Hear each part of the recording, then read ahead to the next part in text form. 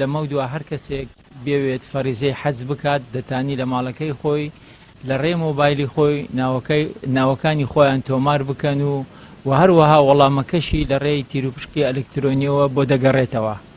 لێرەدا چەند خاڵێکی ئەرێنی لەو پرۆسەیەدا هەیە. یەکەم مەبدەئی یەکسانی هەرچەندە پێشترش هەر بە یەکسان تیرروپشکی حەز کراوە، بەڵام ئەو جارە ئەو کەسەی ئەو هاوڵاتێک کە دەوێت بستە حەز لە بەرچاوی خۆی لە ماڵی خۆی ناوەکانی خۆی پڕ دەکاتەوە و دەشزانیتن چۆن پڕی کردوێتەوە. پێشتر لە ڕێگای فۆڕم بووە، بەڵام ئێستا لە ڕێگای ئەلکترۆنیە. خاڵێکتر ئەوەیە کە وەڵامەکەشی ڕاستەوخۆ لە ڕێگای مۆبایلەوە کە تیرروپشکە ئەلکترۆنیەکە کرا وەردەگریتەوە. خاڵێکتر ئەوەیە کە پێشتر لە عێراق و لە کوردستان ئەو فۆرمە لە ڕێگای مەبلەغێکی بچووکەوە تەبعی پارە دەدرا لە بۆ وەرگرتنی فۆرمەکە، ئێستا تەبعی ئەوەش بە خۆڕایی دەبیتن. هەڵدەستین بە ڕاگەیاندنی سیستەمی ئەلکترۆنی بۆ تۆمارکردنی ناوی هاوڵاتیانی هەرێمی کوردستان بۆ پرۆسەی حەج بۆ ساڵی 2026. تەمە دوای ئەوە هات کە 3 ساڵ بەر لە ئێستا ئێمە لە بەڕێبەرایەتی گشتی حەج و عومرە هەرێمی کوردستان هەستاین بە پێشنیارکردنی ئەو سیستەمە و 2 ساڵ و نیو لە ئیشکردن لەسەر ئەو سیستەمە ئەوڕۆ سیستەمەکە گەیشتە ئەنجام.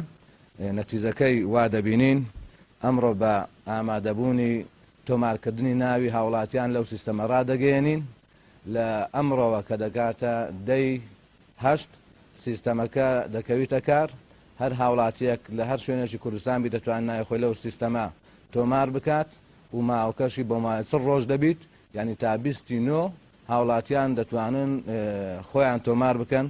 دوای 29 بۆ ئەوەی بتوانین لە یەکیدا تیرروپشتی حاجیان هەرێمی کوردستان کۆتایی پێبێت بۆ حەزی 26 10/8 دەست بە تۆمارکردن ناوی هاوڵاتیان دەکرێت هەتا 29 و ئەو دە ڕۆژێک کە دەمینیت لە بۆ تەدقیقات و پێداچوونەوەی تەن ئاگادار من لەوە ئەوانەی کە پێشتر حەجیان کردیە تەقدیم نەکەن، چونکە هەم سیستەمەکە ڕەفزی دەکاتەوە، هەم ئەگەر بە ناویش دەربچی دوایی لە سیستەمی حەجی عامی عێراق ناوەکەی ڕەفز دەبیتەوە.